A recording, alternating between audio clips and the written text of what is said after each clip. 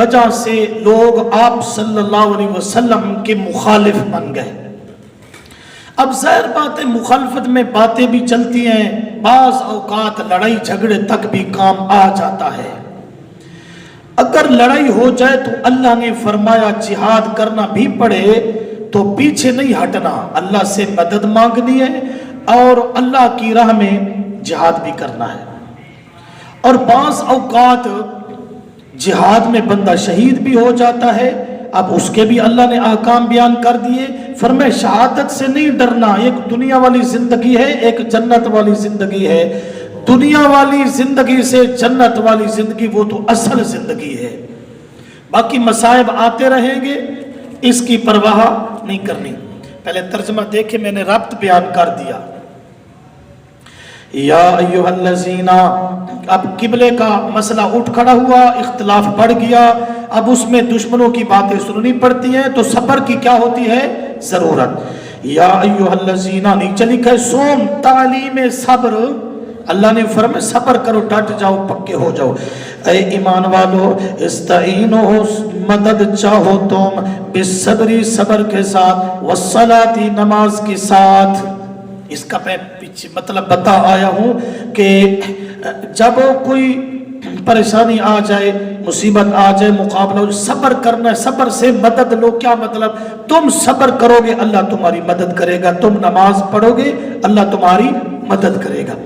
ان اللہ مع الصابرین، یقیناً اللہ صبر کرنے والوں کے ساتھ ہے۔ ٹھیک ہے، صبر تو کرے گے۔ فرمایا بعض اوقات اتنا مقابلہ ہوگا کہ تمہیں جان بھی دینی پڑے گی تو پھر بھی پیچھے نہیں ہٹنا۔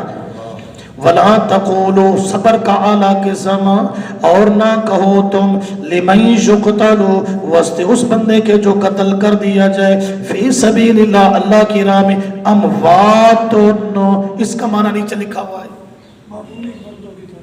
عام مردوں کی طرح نہیں سمجھنا، بل احیاء، وہ تنوین تنویع کی ہے، بلکہ ان کی خاص زندگی ہے، ولیکن لا تشعرون، لیکن تمہیں شعور، کیونکہ جہاں ان کی زندگی ہے وہ جہان تم نے نہیں دیکھا، تم نے دنیا والا جہان دیکھا ہے، یہ زندگی تو تمہیں سمجھ آتی ہے لیکن وہ جہان نہیں دیکھا تو وہاں کی زندگی بھی سمجھ نہیں آتی۔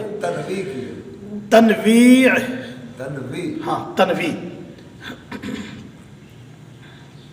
اچھا جی، مسئلہ یہ ہے، اللہ نے فرمایا اگر جان بھی دینی پڑ جائے پیچھے نہیں ہٹنا، زیادہ سے زیادہ یہ ہوگا کہ تمہیں اس زندگی سے محروم کر دیا جائے گا۔ کیا ہے یہ زندگی؟ اصل تو زندگی آخرت کی زندگی ہے، ٹھیک ہے۔ اچھا، اس میں ایک اللہ، یہ آیت میں ایک یہ بات سمجھی جا رہی ہے کہ اللہ نے فرمایا شہید کو مردہ۔ اچھا، جب شہید کا جنازہ پڑھتے ہیں تو ہم اس میں نیت کیا کرتے ہیں؟ ثنا واسطے اللہ کے، درود واسطے جناب محمد کریم صلی اللہ علیہ وسلم کے، اور دعا واسطے حاضر اس میت کے۔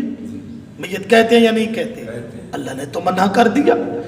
اچھا، پھر جب ہم دعا پڑھتے ہیں، دعا اللہم اغفر لی حینا و میتنا، اب بھی اسے میت کہتے ہیں یا نہیں کہتے؟ کہتے ہیں۔ اس بات کو آپ سمجھیں، حالانکہ اللہ نے منع کیا ہے یا نہیں کیا؟ ہم نیت میں بھی میت کہتے ہیں اور دعا میں بھی میتنا پڑھتے ہیں، حالانکہ اللہ نے کیا کیا ہے؟ منع کیا ہے۔ ایک یہ سوال سمجھ آیا یا نہیں آیا؟ دوسرا، جب یہ آیت اتری اور چوتھے پارے کی وَلَا تَحْسَبَنَّ الَّذِينَ قُتِلُوا فِي سَبِيلِ اللَّهِ أَمْوَاتًا بَلْ أَحْيَاءٌ عِندَ رَبِّهِمْ يُرْزَقُونَ، جب یہ آیت اتری تو صحابہ کرام رضوان اللہ علیہم اجمعین نے، مسلم شریف وغیرہ میں صاف حدیث ہے، اللہ کے پیارے نبی صلی اللہ علیہ وسلم سے سوال کیا تھا۔ کیا کیا تھا؟ سوال کیا تھا۔ سوال یہ تھا کہ اللہ نے تو منع کیا ہے کہ ان کو مردہ نہ کہو، ان کی خاص زندگی ہے، اگر یہ زندہ ہیں تو پھر ان کا کفن ہم کیوں ان کو ڈالتے ہیں؟ ایک دوسرا، ان کا جو ہے جنازہ تو زندے بندے کا نہیں ہوتا، جنازہ کیوں پڑھتے ہیں؟ تیسرے نمبر پر قبر میں ہم انہیں کیوں رکھتے ہیں؟ جبکہ زندہ بندے کو قبر میں رکھنا جائز نہیں ہے۔ چوتھے نمبر پر ان کی وراثت کیوں تقسیم ہوتی ہے جبکہ زندہ بندے کی وراثت تو تقسیم نہیں ہوا کرتی؟ پانچواں سوال یہ ہے کہ اس کی بیوی بیوہ کیوں ہو جاتی ہے؟ عدت کے بعد آگے نکاح کرنا چاہے تو کر سکتی ہے، جبکہ زندہ بندے کی بیوی تو مطلقہ یعنی کہ اس کی عدت نہیں ہوتی۔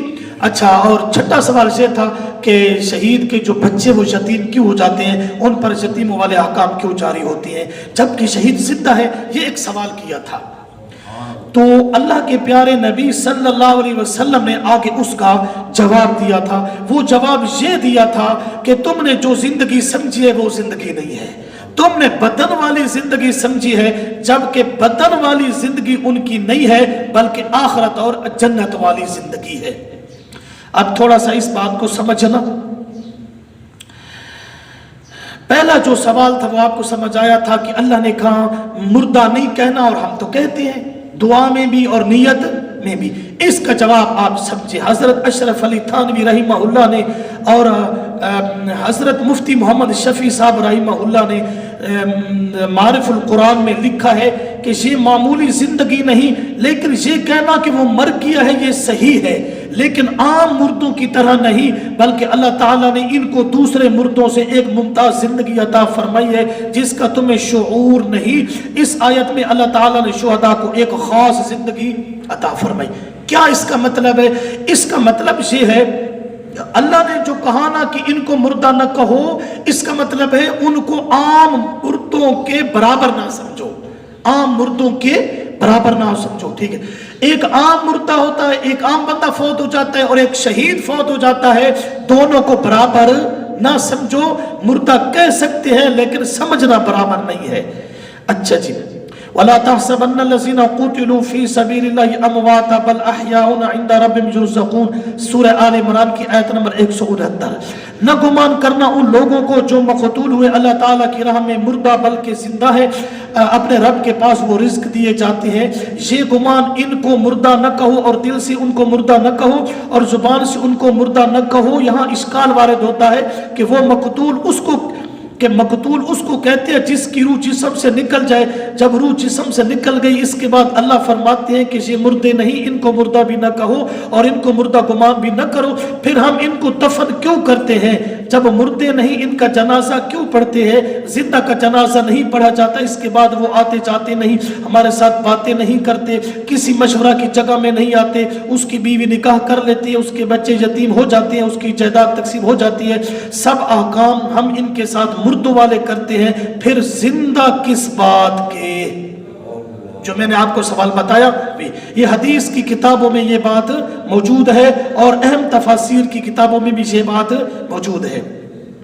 حضرت مسروق تابعی رحمہ اللہ حضرت عبداللہ بن مسعود رضی اللہ عنہما کے شاگردوں میں سے ہیں، تو انہوں نے بھی ابن مسعود سے پوچھا کہ ہمیں یہ آیت سمجھ میں نہیں آئی، ادھر زندہ ہیں شہید اور ادھر ہم ان کے ساتھ یہ معاملہ کرتے ہیں۔ تو اللہ کے نبی صلی اللہ علیہ وسلم نے ان سوالوں کا جواب دیا۔ کیا دیا؟ آپ صلی اللہ علیہ وسلم نے فرمایا ارواحهم فی اجواف طیر خضر لها قنادیل معلقۃ بعرش الرحمن تسرح من الجنۃ حیث شاءت، او کما قال علیہ الصلوۃ والسلام۔ آپ نے فرمایا شہید کی زندگی یہ ہے، ان کی روحوں کو اللہ سبز پرندوں کے پیٹ میں داخل کر کے جنت میں بھیج دیتے ہیں، جنت میں سے جہاں چاہے سیریں کرتی ہے، عرش سے لگی قندیلوں میں بسیرا کرتی ہے اور جنت کی انہار سے پانی پیتی ہے اور پھلوں سے رزق کھاتی ہے۔ یہ مطلب ہے کہ شہید کی زندگی بدن والی نہیں بلکہ جنت والی ہے۔ اس لیے فرمایا ان کو عام مردوں کے برابر ان کی موت نہ سمجھنا، بلکہ ان کی خاص زندگی ہے، وہ بہت افضل زندگی ہے۔ اس پر اور بھی بہت سی باتیں ہیں، انشاءاللہ پھر یہ آگے چلتی رہے گی ساتھ ساتھ۔ آیت آپ کو سمجھ آ گئی نا؟ ایسی زندگی شہید کو ملی جس کا ہمیں شعور نہیں ہے۔ کیوں؟ اس لیے کہ جب ہم نے وہ جہان نہیں دیکھا تو وہاں کی زندگی ہمیں شعور سے کیسے پتہ چلے؟ ہم نے اس زندگی کو دیکھا ہے، اس زندگی کا ہمیں شعور ہے کہ ایسے بندہ ہوتا ہے، اس کا جسم ہوتا ہے، اس میں کیا ہوتی ہے؟ روح ہوتی ہے۔ لیکن جہاں شہید کی زندگی اسے حاصل ہے، ہم نے اس جہان کو نہیں دیکھا، تو اس زندگی کا ہمیں شعور کیسے آ سکتا ہے؟ ٹھیک ہے۔